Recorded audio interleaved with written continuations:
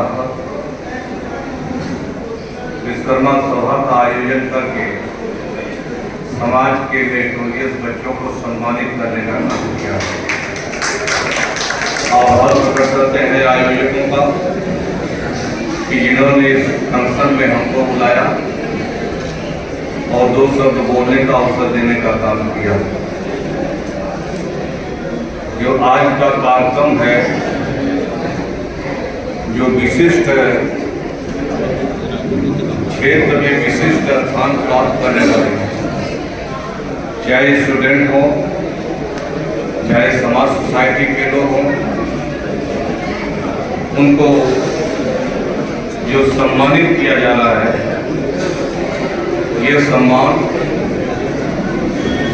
केवल एक मोमेंटो या एक साल नहीं है,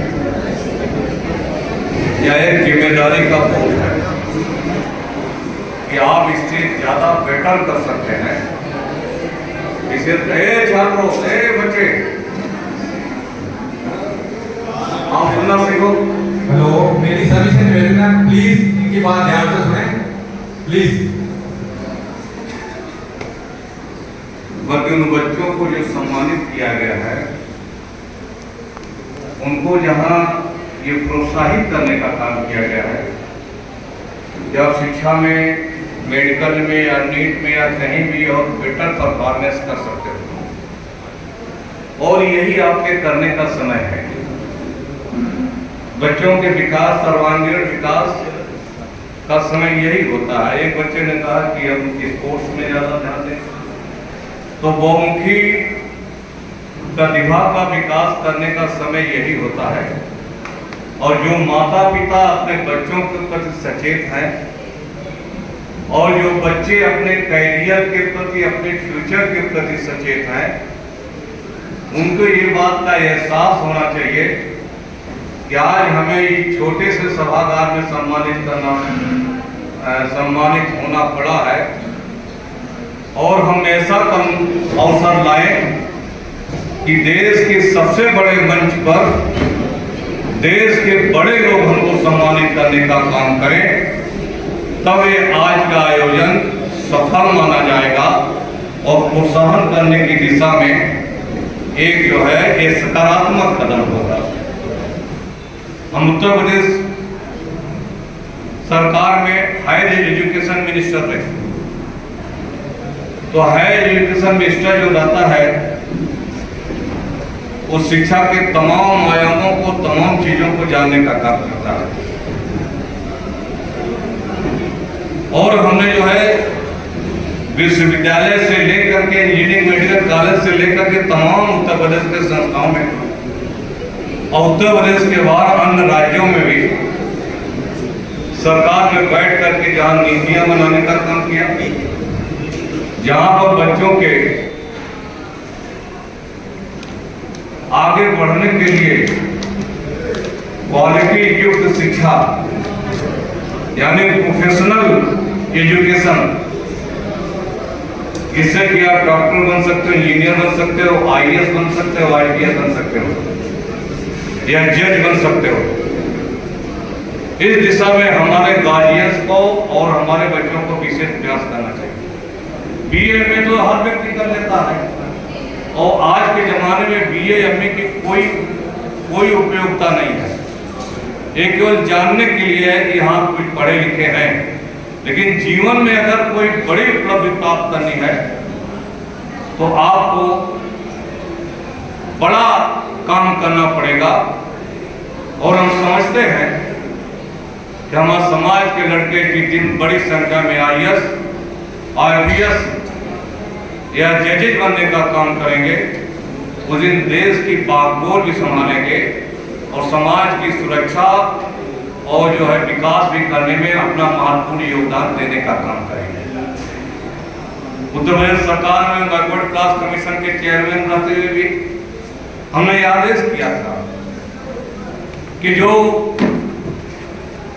अनप्रिविलेज लोग हैं, ऐसे लोग हैं जो अपने बच्चों को शिक्षा नहीं दे सकते, उनके लिए विशेष योजना चला करके उनके बच्चों को मुफ्त आईएएस PCS की कोचिंग की जाए, उनके जो है जुडिशरी के लिए जो मुख्य जो है ट्रेनिंग दिया जाए, ताकि ज़्यादा से ज़्यादा हमारे बच्चे IAS IPS जज बने, डॉक्टर इंजीनियर बने, MBA और तमाम मैनेजमेंट के बड़े क्षेत्रों में जाएं।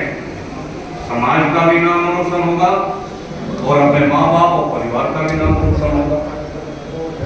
ये प्रयास है हमारा और हम चाहते हैं कि आपको ये करना चाहिए। और याद रखना, विश्वकर्मा समाज के जितने भी यहाँ पर सामाजिक लोग बैठे हुए हैं, जब तक समाज के IAS नहीं बनेंगे, IPS नहीं बनेंगे, समाज में जब तक कलेक्टर और कप्तान नहीं होंगे, समाज में हाई कोर्ट, सुप्रीम कोर्ट में जुडिशरी में जब तक आपके जज नहीं होंगे, तब तक ना तो आपकी सुरक्षा हो सकती है, ना तो आपको न्याय मिलने का काम तो हो सकता है।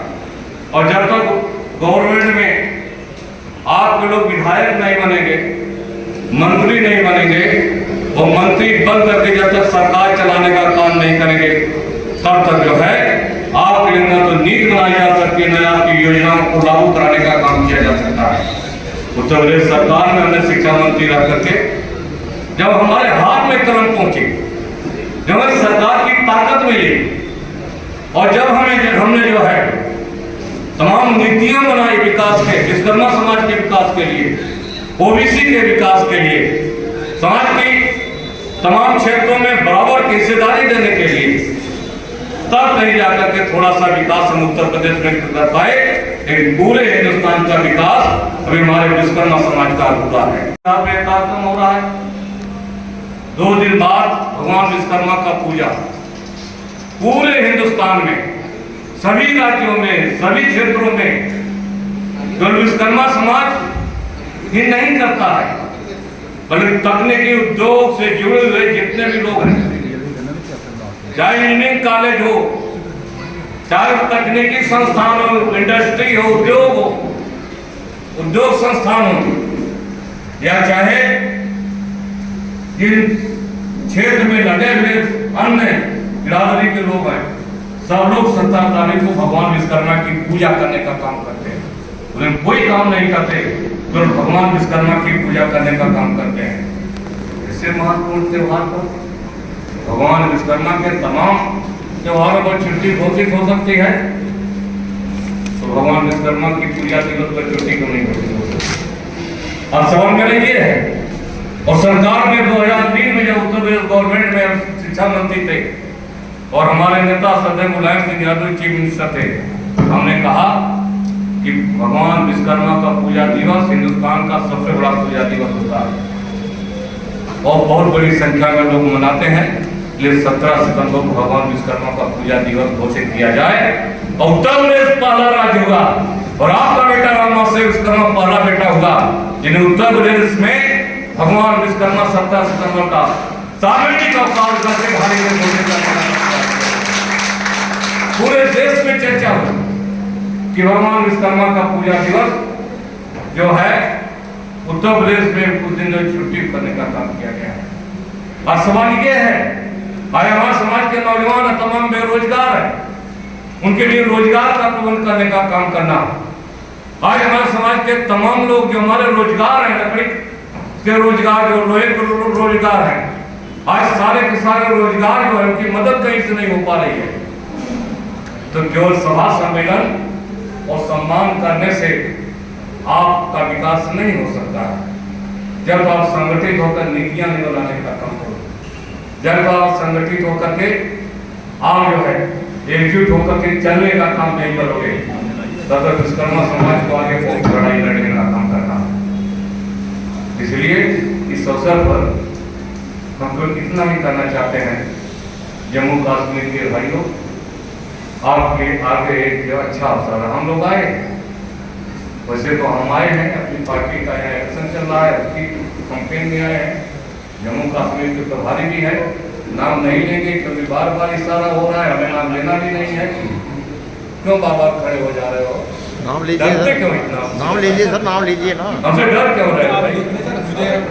आप बोलिए। डर क्या कि सोशल आप लेक्चर दीजिए, मैं सोशल लेक्चर दे रहा हूँ, नाम तो डरते क्यों इतना ज्यादा? सर आप बोल दीजिए। ये जो है अपने लोगों से डरोगे तो फिर आगे कैसे नहीं बढ़ोगे? सर, डर नहीं रहे हैं, टाइम का है, कोई बोलिए आप प्लीज। तो इसलिए हम इतना कहना चाहते हैं, संगठित होना सीखिए, संयुक्त कार्यक्रम चलाना सीखिए और समाज की संयुक्त लड़ाई स्वयं लड़ने का काम करिए। याद रखना, जो अपनी लड़ाई स्वयं नहीं लड़ता है तो भगवान भी उसकी मदद करने का काम नहीं करता है। कोई दूसरा नहीं आएगा आपकी मदद करने के लिए। इन्हीं में से कोई नौजवान, कोई होनहार व्यक्ति पैदा हो सकता है। ये पैदा करो, केवल जो है अहंकार हिम्मत पैदा करो। पहले भाई आज जो है जो कुछ कर रहे हैं अपने बल पर कर रहे हैं। राम शर्मा जो कुछ किया अपने बल पर किया है।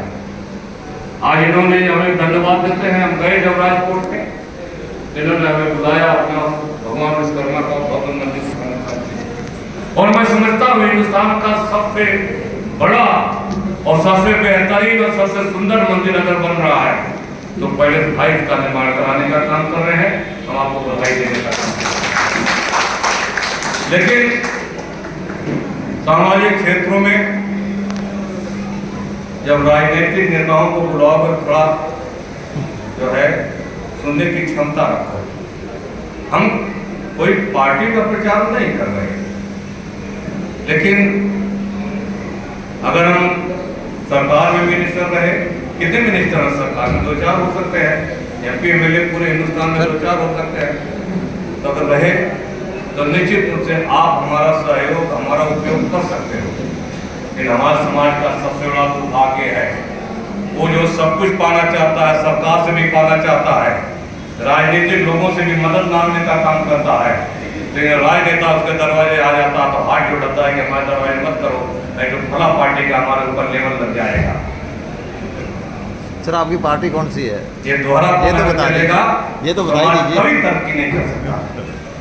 इसलिए खुले दिल से काम करो, खुले दिल से विचार करो, डिबेट करो और समाज के हित में जो फैसले उसको फैसले लेने का काम करो।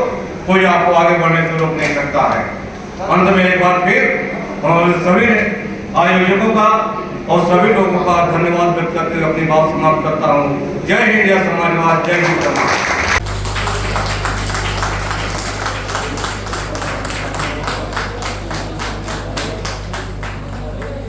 धन्यवाद।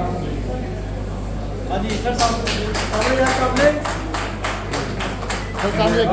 विश्वकर्मा जी के बारे में सर, हमारी जनरल जी ने